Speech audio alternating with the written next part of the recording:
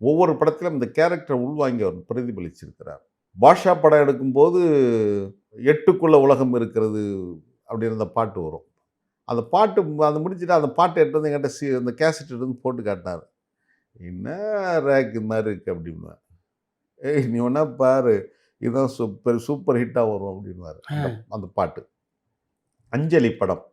அந்த அஞ்சலி படம் வந்தபோதெல்லாம் உயரத்தில இருக்கிறாரு. ஆமா. அப்போ அந்த பாண்டிச்சேரியில அந்த திரையரங்குக்கே என்னை இட்டுன்னு போவார். ம். அங்க இட்டுன்னு போய் அந்த கூடவே இருப்பார்.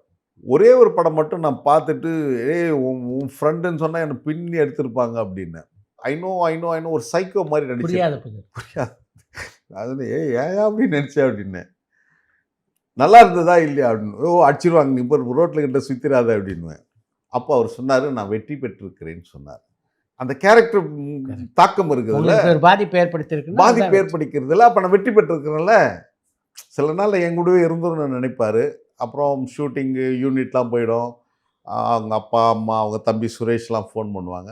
அப்புறம் நான் ஜீப்ல எட்டுன்னு விட்டு வந்துருவேன். அங்க மாமல்லபுரத்தில ரொம்ப விரும்புவாரு அவரு. நல்ல உணர்வாளர், நல்ல நண்பர். அதுக்கப்புறம் திருமணத்துக்கு அப்புறம் தொடர்புகள் குறைஞ்சிருச்சு. அப்புறம் அவர் மரணத்தில போய் பார்த்துட்டு வந்தேன், அவர் இறந்தபோது. ஒரு மறக்க முடியாத ஒரு நல்ல மனிதர் அவரு. எளிமையான ஒரு மனிதரு. ஒரு பெரிய தான் நடிகர் என்பதெல்லாம் மறந்துட்டு, நாங்க இருக்கிற பகுதியெல்லாம் எல்லார் வீட்லயும் உட்காந்துன்னு மீன் குழம்பு இருக்கா? அது இதுன்னு வச்சு சாப்பிடுவாரு. அதே மாரி தான் நம்ம மயில்சாமி. ம்.